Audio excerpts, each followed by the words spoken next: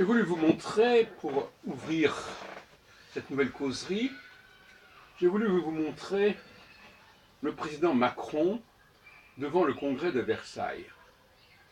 Pourquoi? Qu'est-ce qu'il y a de particulier dans cette photo? Eh bien, dans cette photo, on voit bien que M. Macron lit son texte. Alors, pour un président jupitérien, le fait d'être accroché et branché sur un texte écrit préalablement, et on ne sait pas par qui, de toute façon, ce n'est pas un signe de puissance, on est bien d'accord là-dessus.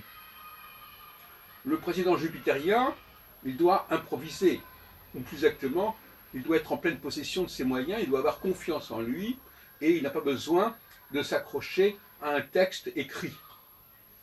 Pour moi, c'est un message contradictoire, et ce que je constate, c'est que la plupart des commentateurs que j'ai entendus n'ont aucunement signalé cette question et ce point. Ce qui est grave au niveau de la qualité d'analyse politique. Alors, je voudrais rebondir sur cette observation en montrant ce qui distingue justement le réel et le virtuel. Le réel n'a pas besoin de se brancher à quoi que ce soit. Il existe par lui-même. En revanche, le virtuel, comme par exemple un appareil, eh bien, on peut le débrancher. Il dépendra de l'électricité, il dépendra de la batterie, il dépendra de tout un ensemble de données. Le virtuel est dans l'interdépendance. Le réel, lui, il existe par lui-même.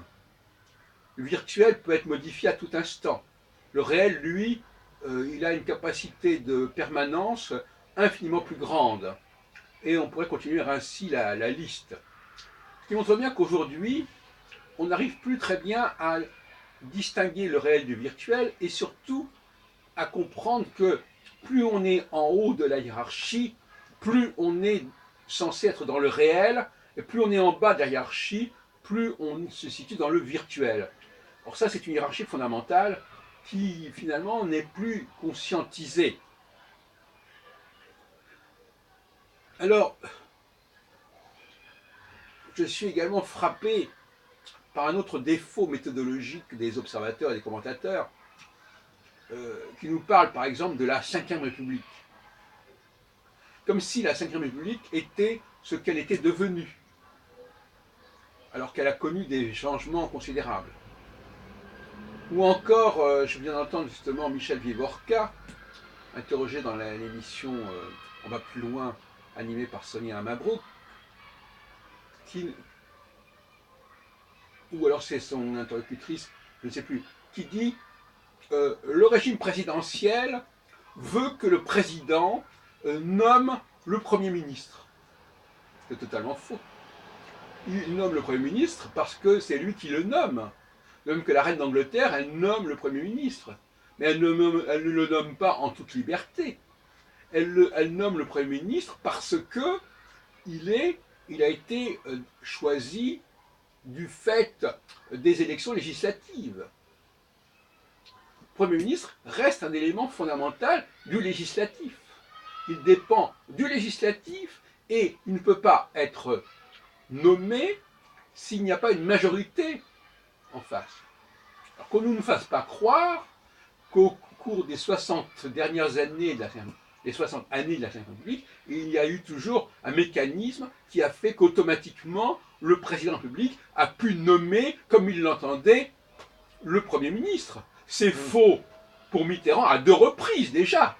En 86, ce n'est pas le chef de l'État Mitterrand, tout élu qu'il était du suffrage universel, qui a pu nommer au sens de choisir.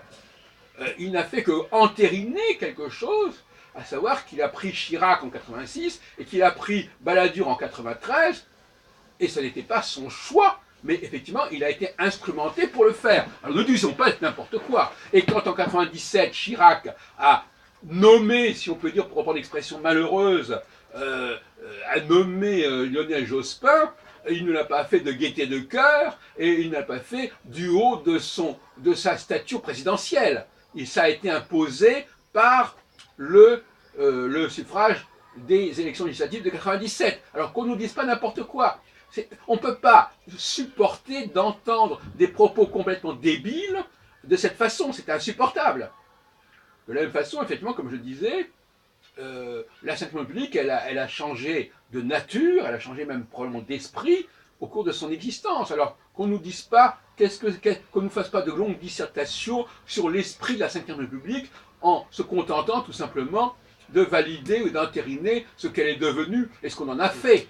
Ce n'est pas sérieux non plus. Voyez-vous, je voudrais qu'on élève un tout petit peu la barre intellectuelle et qu'on n'abrutisse pas les gens de cette façon. Alors, revenons sur cette question de la confiance en soi. C'est une question fondamentale, et au niveau de la thérapie, au niveau de l'éducation, c'est fondamental.